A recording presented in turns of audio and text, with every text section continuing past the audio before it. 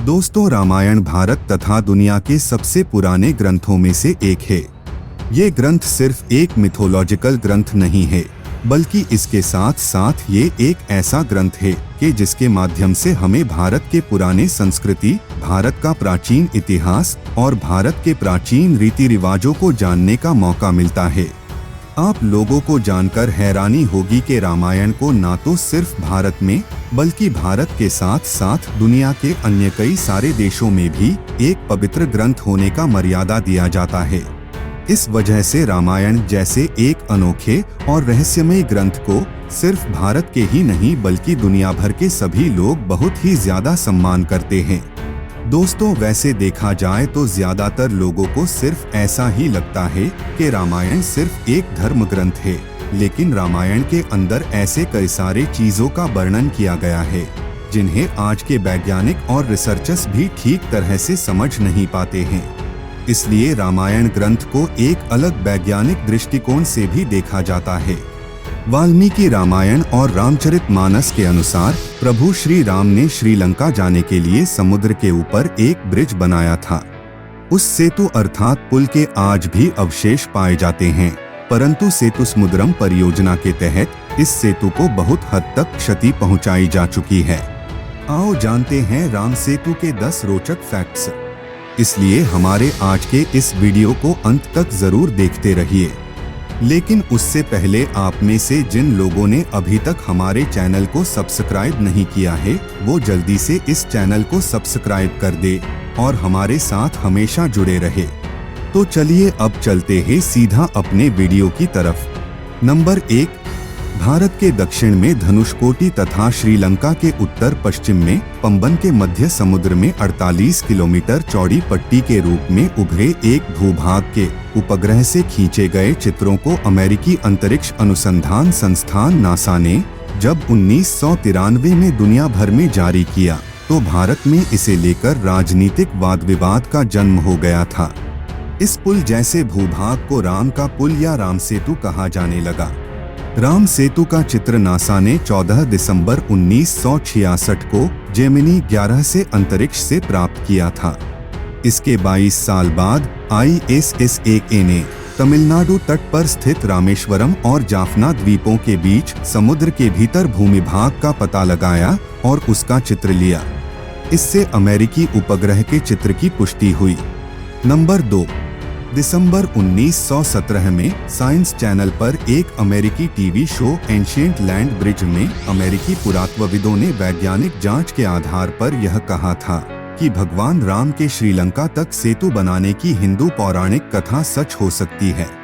भारत और श्रीलंका के बीच 50 किलोमीटर लंबी एक रेखा चट्टानों से बनी है और ये चट्टानें 7000 साल पुरानी हैं, जबकि जिस बालू पर ये चट्टानें टिकी हैं वह 4000 साल पुराना है।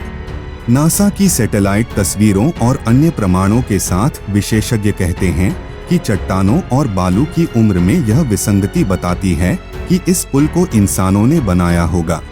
नंबर 3, इस पुल जैसे भूभाग को राम का पुल या राम सेतु कहा जाने लगा।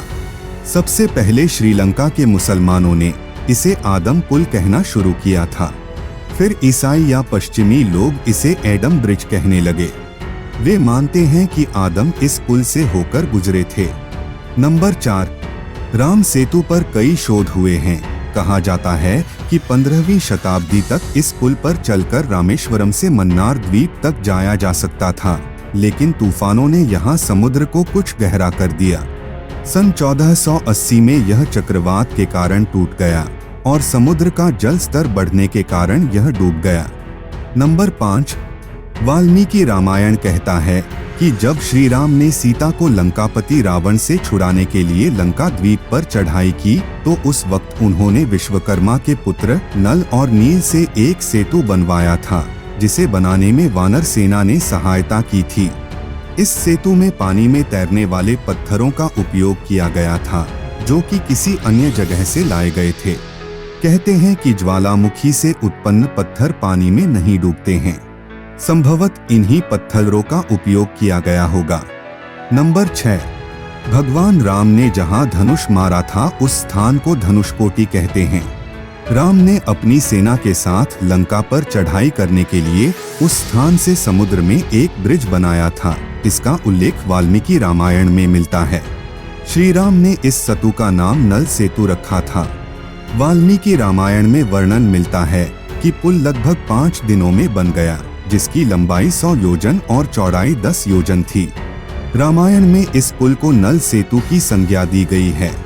नल के निरीक्षण में वानरों ने बहुत प्रयत्न पूर्वक इस सेतु का निर्माण किया था। गीता प्रेस गोरखपुर से छपी पुस्तक श्रीमद् वाल्मीकि रामायण तथा सुखसागर में वर्णन है कि राम ने सेतु के नामकरण के अवसर पर उसका नाम नल सेतु रखा। इसका कारण था कि लंका तक पहुंचने के लिए निर्मित पुल का निर्माण विश्वकर्मा के पुत्र नल द्वारा बताई गई तकनीक से संपन्न हुआ था। महाभारत में भी राम के नल सेतु का जिक्र आया है। नंबर 7, वाल्मीकि रामायण में कई प्रमाण हैं कि सेतु बनाने में उच्च तकनीक प्रयोग किया गया था। कुछ वानर बड़े बड़े पर्वतों को यंत्रों के द्वारा समुद्र तट पर ले आए थे। कुछ वानर 100 योजन लंबा सूत पकड़े हुए थे, अर्थात पुल का निर्माण सूत से सीध में हो रहा था। नंबर 8, वाल्मीकि रामायण के अलावा कालिदास ने रघुवंश के 13वें सर्ग में राम के आकाश मार्ग से लौटने का वर्णन किया है। इस सर्ग में राम द्वारा सीता को राम सेतु के बारे में बताने का वर्णन है। यह सेतु कालांतर में समुद्री तूफानों आदि की चोटें खाकर टूट गया था। अन्य ग्रंथों में कालिदास की रघुवंश में सेतु का वर्णन है। स्कंद पुराण, विष्णु पुराण, अग्नि पुराण और ब्रह्मा पुराण में भी श्री राम के सेतु का जिक्र किया गया है।